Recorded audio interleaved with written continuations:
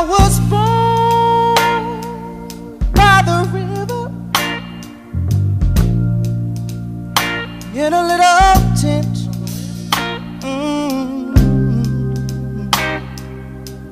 Like the river I've been running ever since. It's been a long. Self-education first and foremost. Big team and little I is always the objective. Big team, little I, but the little I got to do the homework in terms of really sitting down, becoming more aware of your own surroundings, becoming more aware of what America means, what it's meant for people that are brown and black, and what it means for us going forward. But more imperatively, man, you really just got to educate yourself, which will then lead to you educating your tribe, meaning your individual family, and then collectively we can run the ball a little bit better than we're doing. So we're just trying to continue the mission. Anybody built like Nipsey, you got kings, you got princes, you got princesses, you got kings of kings, you got neighborhoods, you got regions, but then you got the entire collective that far reaches beyond this country. Beautiful African and an island influence included. We need to all be in the same like-minded light spirit, not dark spirit, because it really is at this point a battle between light and dark, and I mean that including within our own community, not just on some white and black bullshit, within our own community. So we got to get self-educated so we can be group educated. That's it. Peace.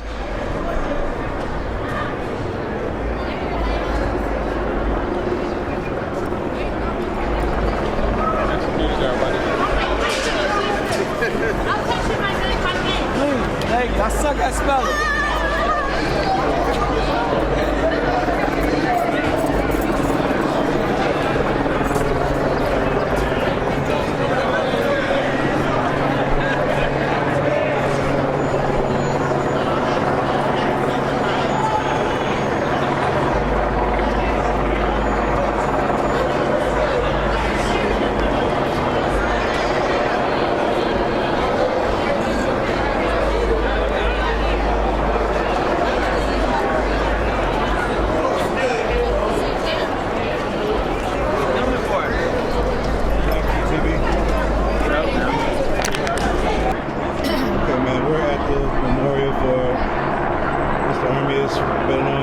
Nipsey Hussle. Can you say a little bit about what he meant to the community?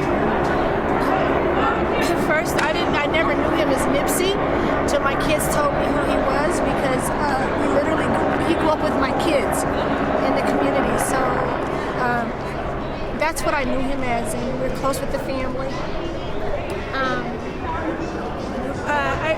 Maybe about 8 or 9 months ago, I don't remember. I ran into him at the store at Marathon. I was taking a banana pudding up to his brother Sammy, and he was there. And so he told me I was the first person that took him roller skating, because after we moved out of the community, we moved to Carson, and I still kept in contact because my kids were still good friends. So they'd come and spend the night, and I took them to Skate Depot. So he told me that there's a lot of good memories. So I don't know him like everybody else knows him. I just know him as Ermias, and a sweet, sweet kid. Yeah. What do you think we as a community could do to continue his legacy, the things he was trying to accomplish? You know what I have to tell you? I just had the worst experience inside with the gang. And I had gotten programs for my family because we were getting seated, and literally they punked me for my programs. And I said, I'm a 60-year-old woman, really? This is what you want? And he literally told me he didn't care. I don't think Ermias would appreciate that. I'm really upset about that. I just hope my family is safe in there. You too. Cool. All right, tell me your name. Rami, go by Kosha Dills on stage. Cool. All right, Rami, we're here at the Nipsey Memorial. Yeah. Obviously, Nipsey meant a lot to a lot of people. What did he mean to you? I was late. Yeah. I was late. I heard about him when he sold the $100 mixtapes. So I'm from New Jersey, and I moved out here. And I grew up on like Boys in the Hood, like in my 30s, so I was kind of like the movies, and I always wanted to come out here and do music. Right. And the day before it happened, I went to this Lawson swap meet for the first time, and I was like, oh man, it's like from Boys in the Hood, and we went through the whole, and I went through with my other buddy who was a former Crip, and he's in a wheelchair, and we were just talking about Nipsey like the whole day, and I never just really spoke about it, and I knew about his store. We were right around the corner from his store, and the next day it happened, so I thought, immediately to kind of really dig in, because I thought there was I believe in something up there, higher power, so I felt like I really dug into it, and now it's like you can't escape. This is basically the Tupac, generation times by 25 years in technology and spread instantly through the world. And to really like grasp how much it affected people, I think if maybe Tupac lived till his 30s, he could have maybe achieved something that Nipsey did. I think if you got to compare that, but I don't, I saw some friends here. I wanted to take a picture with them because like we're going to remember this 50 years from now. We're going to remember this day. And you live down the street, and the crazy thing is, like, I brought a lot of my Jewish friends over to the Marathon stores, like South Central, which is like 6 miles from like Pico, Robertson. Yeah. And I was like, is it crazy how segregated every neighborhood is? We live 6 miles away, we'll never see the other neighborhood. And we go 100, 200 miles to visit somebody else in like New Jersey or wherever, like it's nothing. Yeah. But it's, I think it's very admirable what this guy did for his neighborhood, because I think people from all different kinds of backgrounds are trying to do the same thing, and I think he was just like introducing that to his community, Like you hear a lot about him bringing gangs together, different hoods or sets together. You're Jewish. I know hip hop has brought people together all over the world as far as the music, but how do you feel like just as a community, as people, that we could be brought better together as just a race of people? Specifically through hip hop, I mean, that's sort of what unifies everybody, right? Because I was listening to some of the albums since like '99, 20 years, I've been rapping that, like started rapping that long ago. And, if you look back at like civil rights movements, Jewish people are marching in the front with black people, but like media, for instance, could totally warp what's actually happening and deliver the same news in 20 different ways. And because we've become so consumed without like community, like we're on the internet more than like leaving our house. Like I said, I live 6 miles away, but it took me like 6 years to go 6 miles,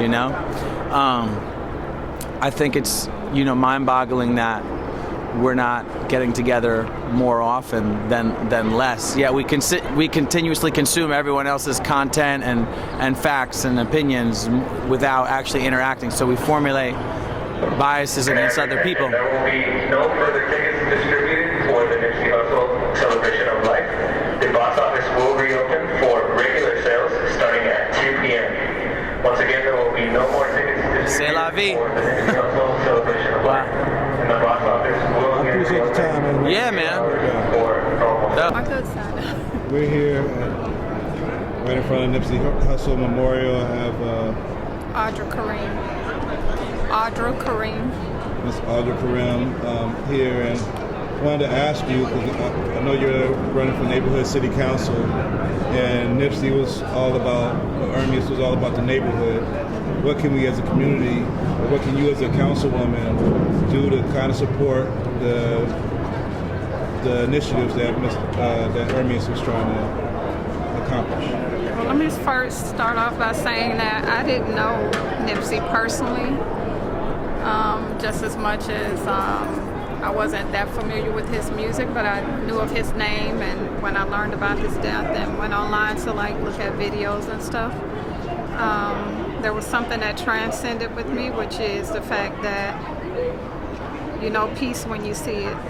And I think that's what he represented first and foremost, and apparently, the turnout for his celebration of life is at large. So it's just something you can't take away from someone. And I hope that the people in the community, not just this community, but every community, trying at least, if you hadn't made a change in your community, you want to make a change in your community, just continue his legacy, just as the legacy of many other great people that have gone and passed, you know, so that's pretty much all I want to say.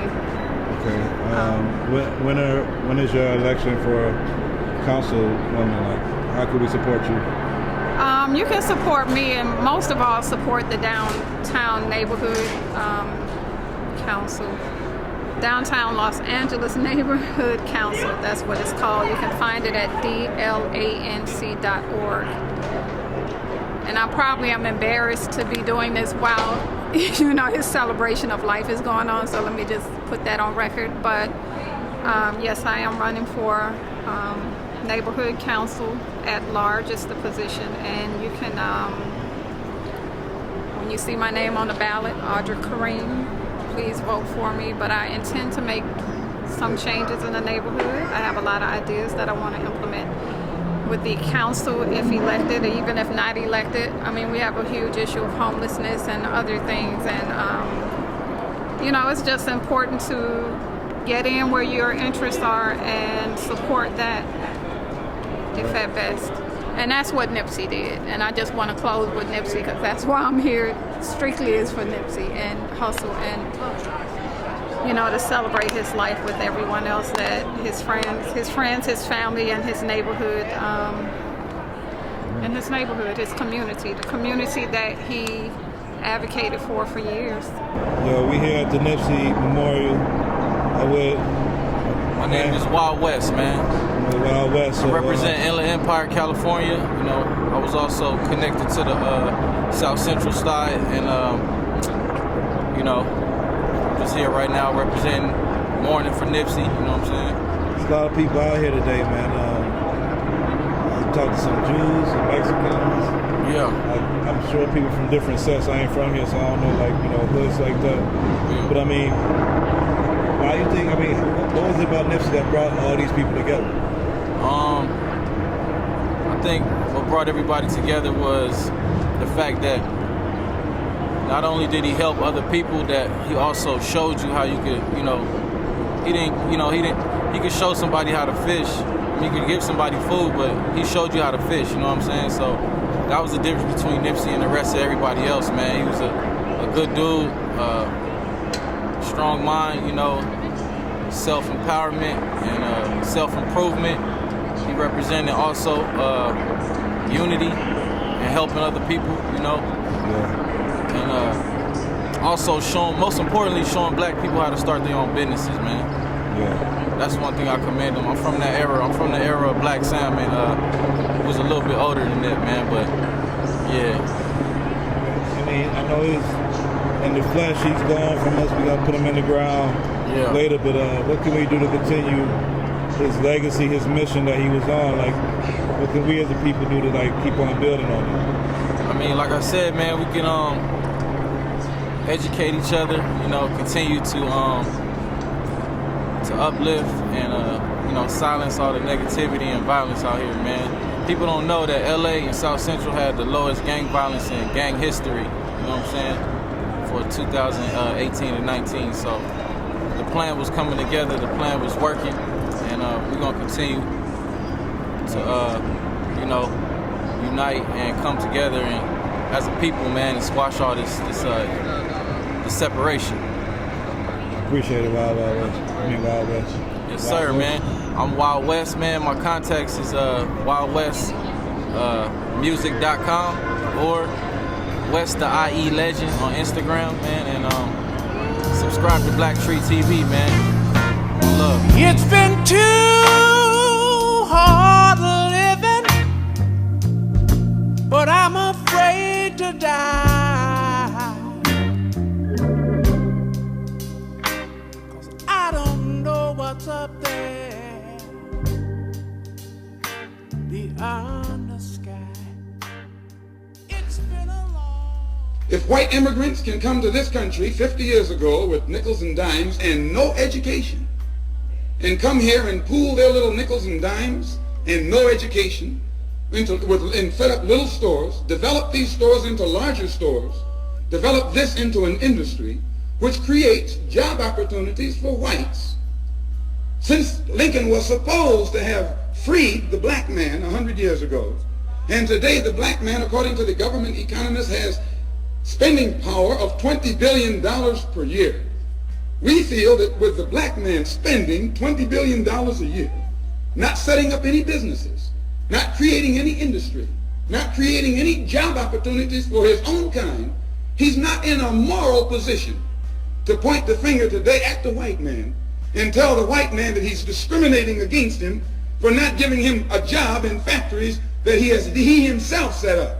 If the black man has $20 billion, and these so-called Negro leaders are such geniuses that they can integrate white restaurants and integrate white factories and force themselves into that which the white man has set up, they should use this same ingenuity to show the black people how to pool our wealth and set up something of our own. And then we won't have to force our way into his anymore. One more thing I would like to point out concerning what he said about 125th Street. We don't waste our time on 125th Street, but you can reach more people in the street who want to change than you can in the bourgeoisie society, the bourgeoisie church, and the bourgeoisie circles. Our program is directed toward the man in the street. So we spend our time in the street, and what we do with that man, instead of trying to change the white man in your mind, make you accept us, we change the mind of the black man and make him accept himself. And as soon as he accepts himself, he'll solve his own problem. He won't be trying to force himself into your factory and into your bedroom and into your kitchen. You know, like you said, if I die today, I made the set proud, nigga. You made the world proud. You know, look at this shit, bro. This shit, you know, the whole family appreciates everything, and my grandma, you know, she loved him to death, and he loved her to death, and you know, I know she was already proud, but she can't even believe the news and the people calling and just the love that the people feel about bro. You know, is one thing that I know he's happy about also. Just the family understanding what he meant to everybody else is very big. I don't want to be long-winded, man. I just,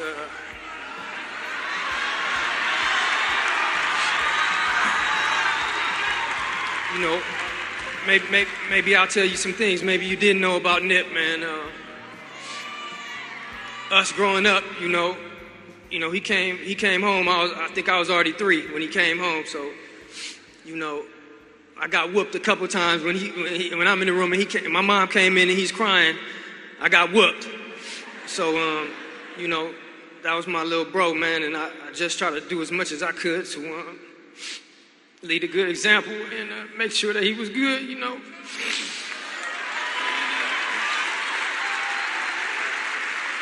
You know.